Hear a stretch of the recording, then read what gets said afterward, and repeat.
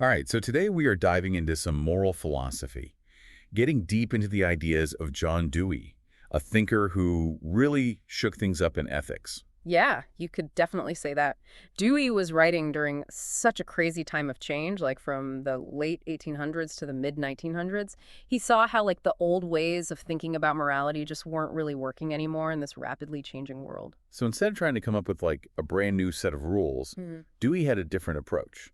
Totally different. He believed ethics should be less about like finding these fixed rules and more about just this constant process of examining and like improving our values based on, what actually happens in the real world and what we experience. It's like applied ethics built for a world that's always changing. Applied ethics. And I like that. That makes it feel less like some stuffy philosophy book and more like a tool we can actually use. Yeah, exactly. And a good place to start is with how Dewey broke down human conduct. He saw it as having like three levels: impulse, habit, and intelligent action. Okay, so I'm imagining this pyramid. We start with the base level, impulse, Sure. right? Yeah, totally. Think of a baby, they act purely on impulse, right? Driven by their basic needs and desires. There's no real thought process going on, just pure instinct. It's like that must have that cookie feeling, even when you know it's not a good idea. Don't we all have those moments? Oh, yeah. And as we grow up, those impulses get shaped by what we go through in our environment, and that leads to habits. Think about your morning routine. You probably don't even think about it, you just do it out of habit. That's totally true. So where does this intelligent action fit in? Does it mean we have to overthink everything? No, not really. Intelligent action comes in when our habits just don't cut it anymore. When we run into situations that make us stop and think and actually choose what to do, it's moving past that autopilot mode and really engaging our brains. So it's like when something you always do just stops working. Yeah. Like your go-to solution for a problem at work suddenly doesn't work anymore. You have to like shift gears and think it through. Yeah, exactly. Dewey gives this great example of like someone who loves ice cream. Every time they eat it, they get sick. At first, they might not connect the two, but eventually that discomfort makes them reflect on their choices and change things up. It's crazy how something as simple as ice cream can make us think about ethics. It really shows how our values are always being tested and refined by what we experience. And this brings up a big question. How do we know if something is actually worthwhile? Is it all just a matter of opinion, or is there a way to judge our values more objectively? That's a tough one. Yeah. And I'm sure Dewey has some thoughts on it.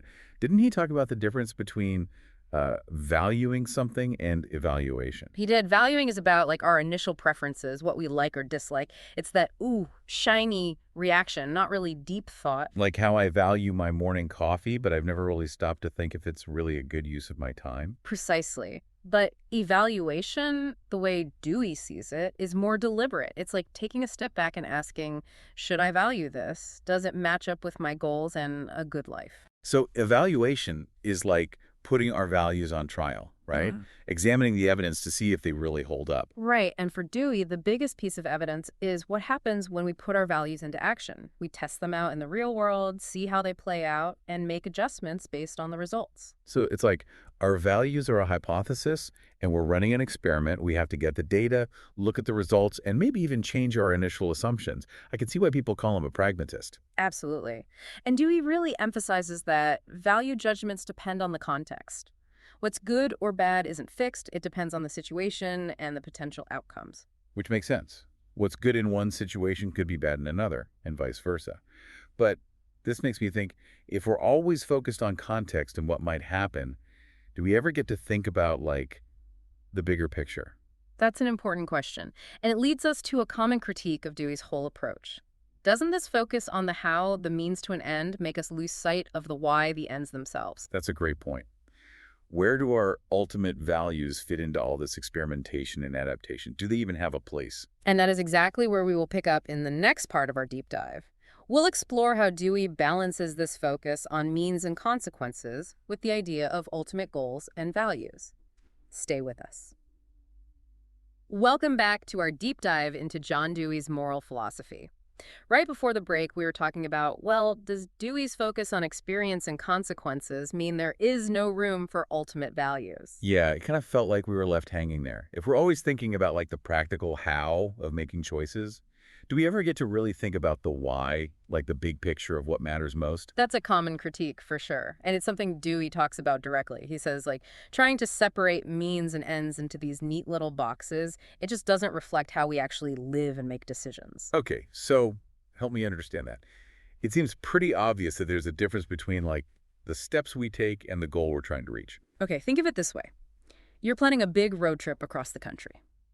Your goal, the end, is to get to the Pacific Ocean, right?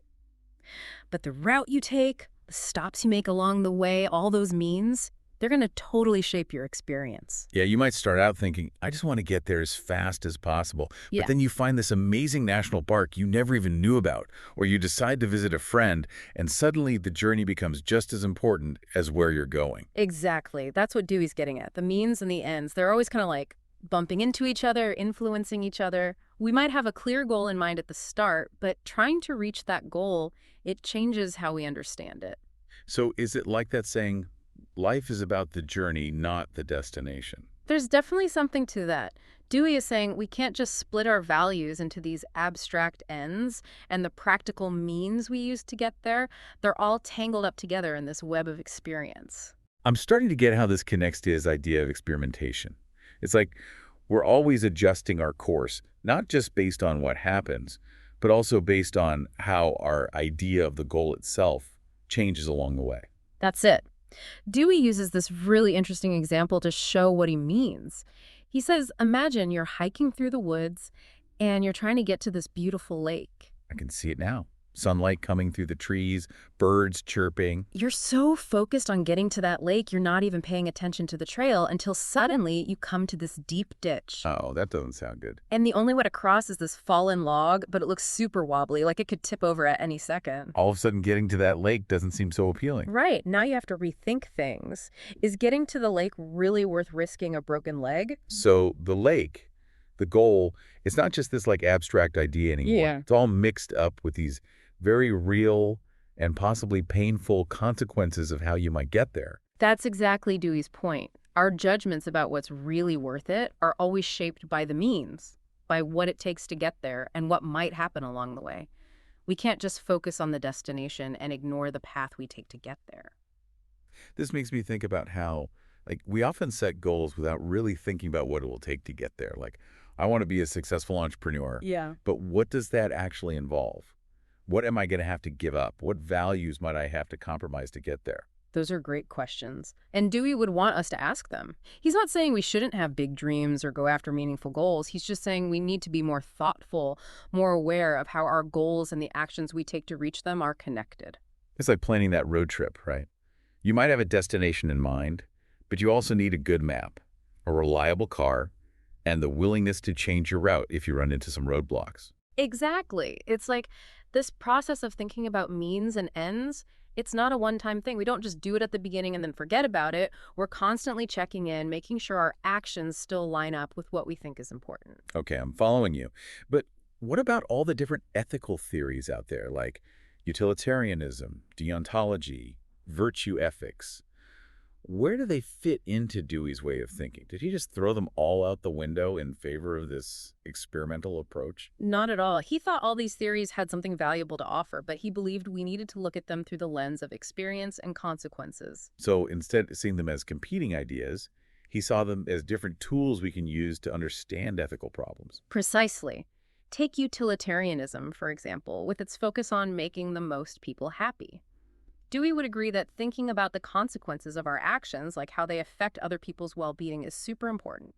But he wouldn't say we can just, like, measure happiness or use a simple formula for every situation. So it's not about blindly following that rule of always choose the action that creates the most happiness for the most people.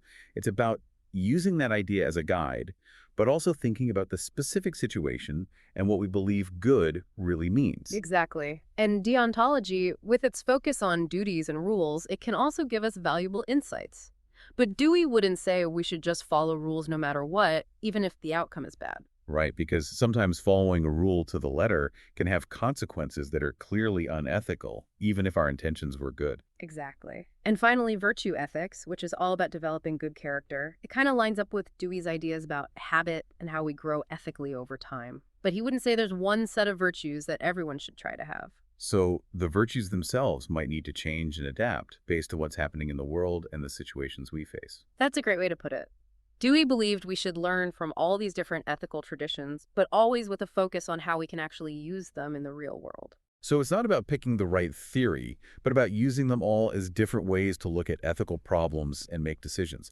This is starting to feel very down to earth and useful, which I really appreciate. And that's what Dewey wanted. He Yeah. wanted to create a philosophy that was relevant to everyday life, something that could help people make good choices in a world that's always changing.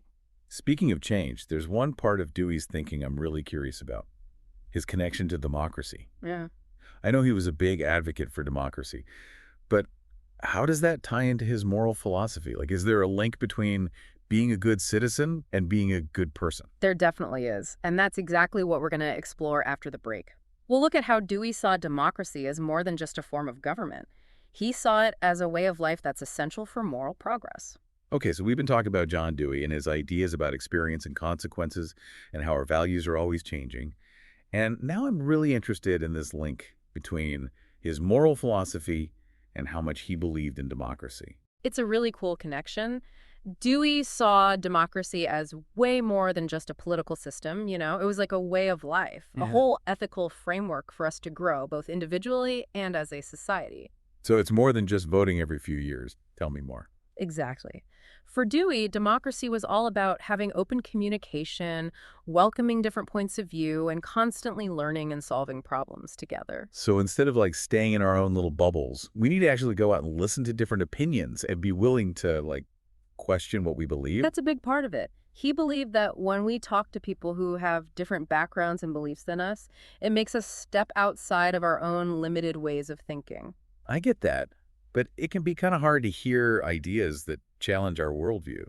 hmm But I can see how it could help us grow and become better thinkers. Totally. It's through those times when we encounter different ideas that we start to really think about what we believe and maybe even change our values based on what we learn. So it's like democracy creates this constant back and forth where we're testing and refining our moral compasses by talking to each other and engaging with different ideas. That's a great way to put it.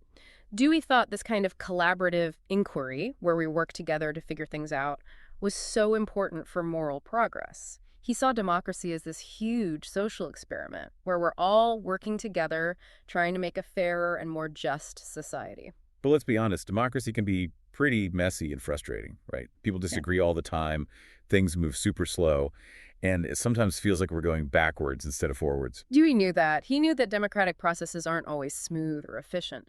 But he believed that even with all its flaws, democracy is still the best way for us to grow ethically because it encourages us to be open-minded, think critically, and work together to solve problems. It's like, even when we make mistakes or have arguments, we're still learning and evolving together through this whole democratic process. Exactly. Dewey would say that just the act of having these conversations, even when they're tough or we don't agree, shows that we're committed to ethical growth. This has been such an interesting deep dive into Dewey's thinking. It's amazing how his ideas about experience, consequences, and democracy all come together to create this way of thinking about ethics that's both practical and inspiring. I agree.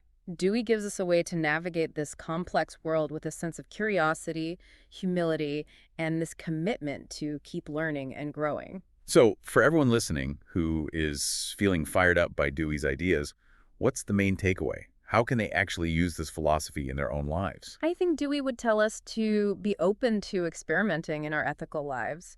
Be willing to test your values, see what happens when you act on them, and have honest conversations with people who have different perspectives. It's about being an active participant in this ongoing ethical experiment of democracy, not just sitting on the sidelines and watching. Exactly.